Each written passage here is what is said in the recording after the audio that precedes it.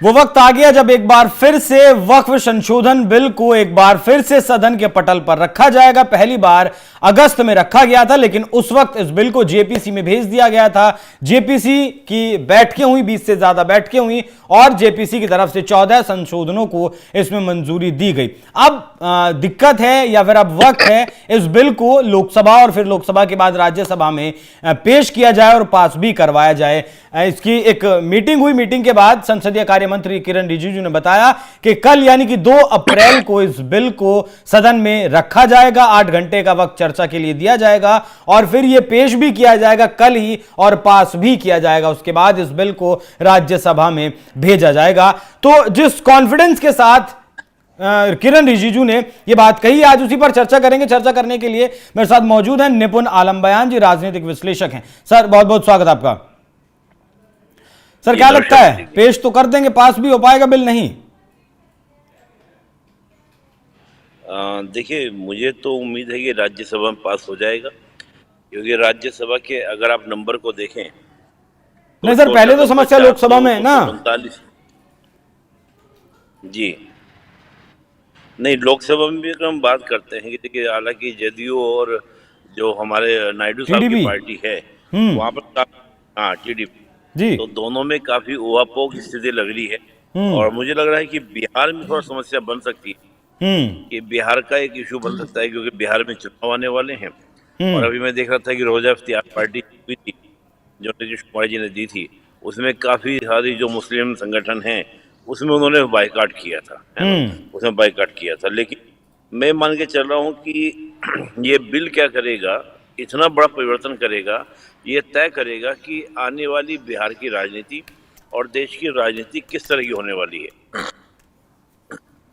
और मुझे लगता है कि जहाँ पे मैं बात कर रहा हूँ कि नीतीश कुमार जी की हम बात करें, ठीक है, अगर एक बात सुनता देखी जाती है तो बातें, लेकिन मैं मान के चल रहा हूँ कि नीतीश कुमार ज्यादा इसका विरोध करने वाले नहीं है।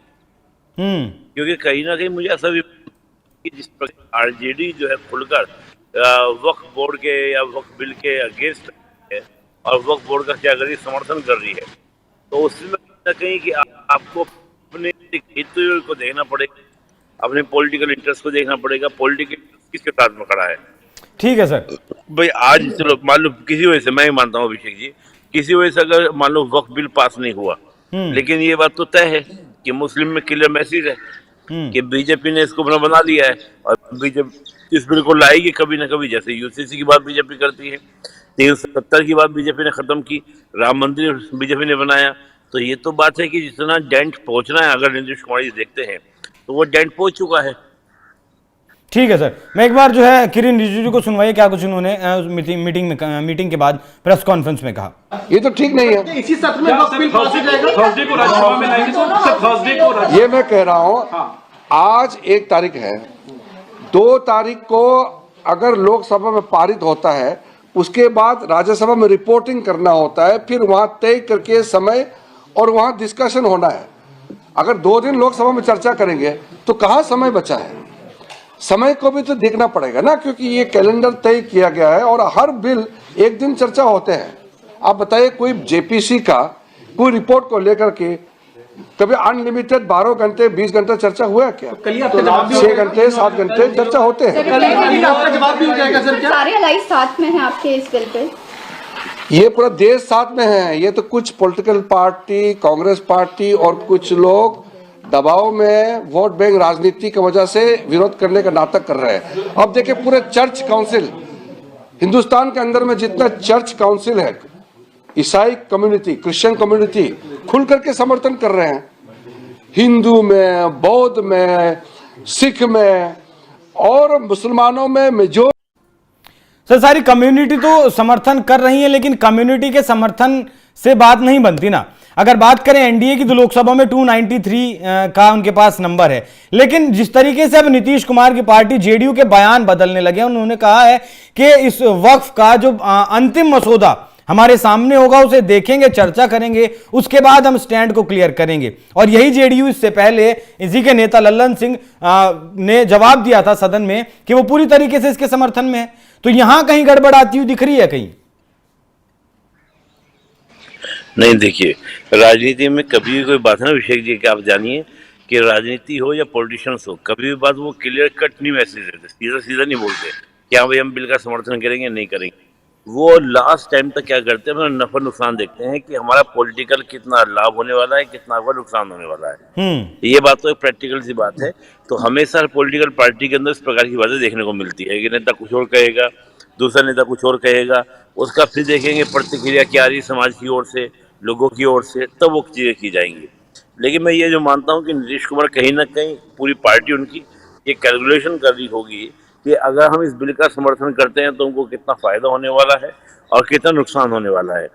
मैं ये मान के चल रहा हूँ कि नुकसान की स्थिति में बहुत ज्यादा नीतीश कुमार नहीं होंगे, क्योंकि नीतीश कुमार अगर बीजेपी के साथ जाकर चुनाव लड़ने का प्रयास करते हैं, और मुझे लगता है चुनाव साथ में ही लड़ेंगे, प्रयास के अगर चुनाव साथ में ही लड़ेंगे, तो जब चुनाव साथ में लड़ेंगे तो मुस्लिम समाज में बहुत क्लियर मैसेज है कि बीजेपी ने इसको वक्फ बिल बोर्ड को क्या बना लिया है कि आपका कोर एजेंडा बना लिया अपना।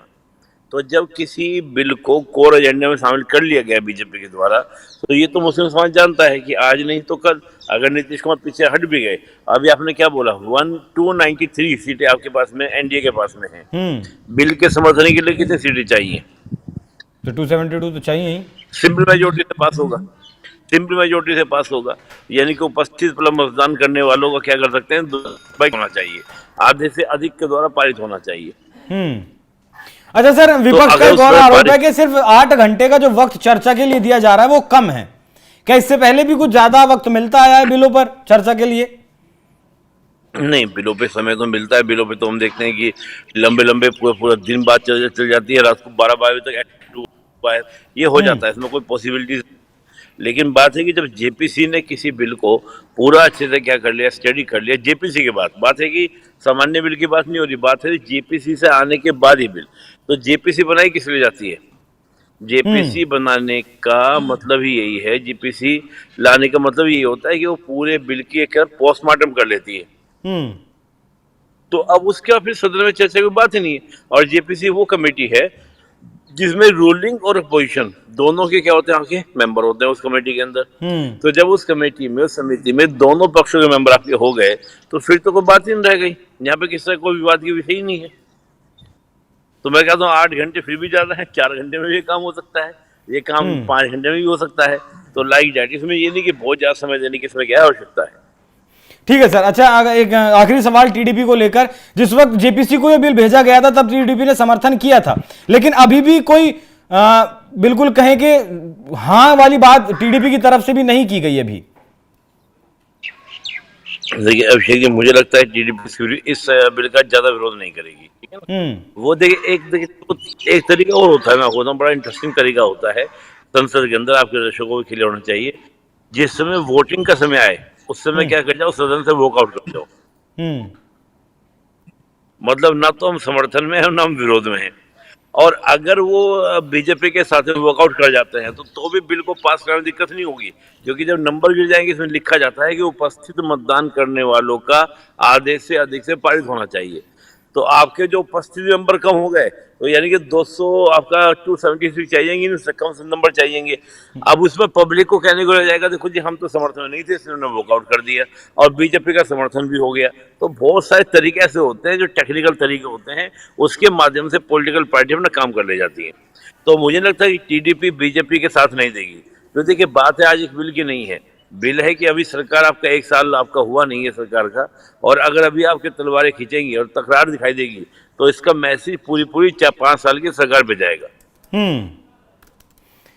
तो मुझे लगता है कि इस प्रकार का टीडीपी लेना चाहिए। हाँ, बिहार के चुनाव को लेकर मुझे जदयू की थोड़ी आशंका है, टीडीपी को लेकर मुझे आशंका नहीं है कि अभी उनको कोई स्टेट पॉलिटिक्स भी आवे नहीं कि भाई अभी कोई चुनाव होने वाला है तो उससे वो स्टेट पॉलिटिक्स के साथ के चले। सर, जेडीयू से ज्यादा मुस्लिम तुष्टीकरण की राजनीति करती है टीडीपी? नहीं, देखिए वो एक आप कह सकते हैं, वो आप एक एलिगेशन लग से कह सकते हैं, और वो आपका साउथ की पॉलिटिक्स के अकॉर्डिंग आप इस बात को कह सकते हैं, ठीक है ना। लेकिन आप अगर मुस्लिम तुष्टीकरण की बात करेंगे तो हम देखेंगे, देखिए मैं मानता हूँ कि टीडीपी का उस हिसाब से भी मुस्लिम तुष्टीकरण नहीं है। आप उनकी एक एक योजनाओं को देखिए, थोड़ा कंसीडर कीजिए कि ऐसा नहीं हुआ कि जैसा अभी कर्नाटक में हुआ है कि 2 करोड़ और 1 करोड़ के टेंडर लेने वालों को 4% आपका आरक्षण दिया जाएगा। भाई अगर पिछड़े वर्ग को, किसी भी वर्ग को, चाहे किसी भी धर्म से जुड़ा हो, तो उसको अगर आरक्षण दिया जा रहा है, कुछ सुविधा दी जा रही है, तो अफर्मेटिव एक्शन में आएगा, इसमें कोई बुराई नहीं है। लेकिन जो आप क्या करते हैं कि आपने कहा कि आप ट्रिपल तलाक खत्म नहीं करेंगे, आप गुजारा भत्ता नहीं देंगे, आप हज यात्रा के लिए पैसा देंगे, आप तमाम तरह जो जिस तरह के प्रोविजंस लाते हैं उस तरह के प्रोविजन आपको टीडीपी के देखने को नहीं मिलेंगे। ठीक है सर।